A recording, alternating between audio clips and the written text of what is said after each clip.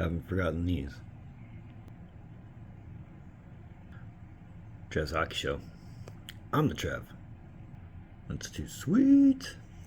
Anyway, continuing on with retired numbers. Yeah, it's been a while since I've done one of these. I know I have a couple that I could get done real quick, but I'll cross that bridge when I get there. Either way, I've decided. I made an executive decision. I've talked about it for a bit. I'm going to do it. I'm going to do the Defunct team's retired numbers as well. Just because they fit the theme, retired numbers. And just because the team isn't where they are anymore doesn't mean we still can't do this. I mean, hell, I've got one in the Arizona playlist. Links above my head. But moving on. But I also figured that I'd give myself an easy one to start with before I fully commit to the 3 that I'm currently in the process of writing right now. Yeah, I'm writing 3, and I wrote this one in a matter of hours. So that's how easy this one is. But having said all that, let's talk about the first number retired by the Hartford Whalers. That being the number 19, worn by John McKenzie. Let's talk about it. So right off the hop here, this one is one of those retired numbers. It's one of those very rare ones. We've covered one. Links above my head, or above the W, I guess, of the player whose number is being retired having never played for the NHL team. Now, McKenzie has played in the NHL beforehand, having won a pair of Stanley Cups with the Boston Bruins in 1970 and 1972. He just never played for the Hartford Whalers in the NHL. And beyond that, here's another one. He never technically played for the Hartford Whalers either. More so with the New England Whalers of the WHA.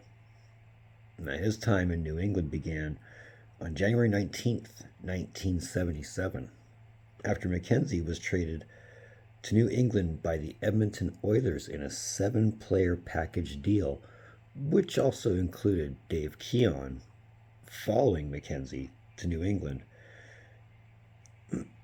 from which the Oilers acquired 4 of those same players in that deal that same day from the second version of the Minnesota Fighting Saints after the club announced its suspension of operations.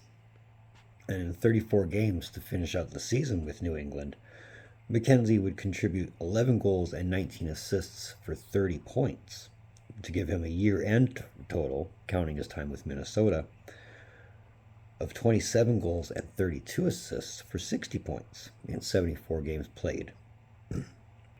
Now, the Whalers did make the playoffs that season, but ended up losing the Eastern Division quarterfinals to the eventual Avco World Cup champions, the Quebec Nordiques, in 5 short games, with McKenzie adding 3 points in those 5 games. The 1977-78 season would be McKenzie's first full season with the New England Whalers, and would see him add 27 goals and 29 assists for 56 points in 79 games. Now, with New England being one of the stronger 2 teams in that league, thanks in no small part to the addition of Gordie Howe, the Whalers would make quick work of the Edmonton Oilers and the Quebec Nordiques, eliminating both teams in 5 games on the way to the Avco World Cup finals. That would be for the second time in franchise history. Remember, they won the first, or the inaugural, Avco World Cup in 72. Unfortunately, though, they would run into the strongest of the 2 teams in the league that year, and lose in 4 quick games to the Winnipeg Jets. Now, McKenzie would put up career highs in the WHA with 6 goals, and would add 6 assists for a career high in the WHA, 12 points in 14 games. Now, the 78-79 season would be McKenzie's last professional season, as well as the last season for the WHA, but believe me, that's another video for another time. I'm actually thinking I might write that one soon. But anyway, McKenzie put up fairly modest numbers in a final year, contributing 47 points in 76 games, as well as adding 115 penalty minutes. And I mean, that was the thing about McKenzie. He was always a grinder at heart, racking up 115 penalty minutes, which is the most he'd put up since the 72-73 WHA season when he played for Philadelphia. And the Whalers would still make the playoffs. They eliminated the Cincinnati Stingers in 3 games before being eliminated by the Edmonton Oilers in a goal-filled 7-game series, which saw McKenzie add 10 points in 10 games. So last season, he's going point per game in the playoffs. So how about that? Now, at the conclusion of that season, and just before the NHL and the WHA merger was made official, McKenzie would announce his retirement from professional hockey. And that was pretty much the story of his time in New England. Let's talk some numbers. So 189 games played with the New England Whalers, McKenzie would contribute 57 goals and 76 assists for 133 points, while adding 201 penalty minutes. Now in the playoffs, and he never missed the playoffs in New England, played 29 playoff games with 11 goals, 14 assists, and 25 points. Now he was inducted into the inaugural class of the World Hockey Association Hall of Fame in 2010, and his number was retired by the Hartford Whalers on February 27th, 1980. Now, ironically enough, the game his number was retired on was against his former AHL team, the team he won 2 cups with, the Boston Bruins, and the Whalers did lose 6-3.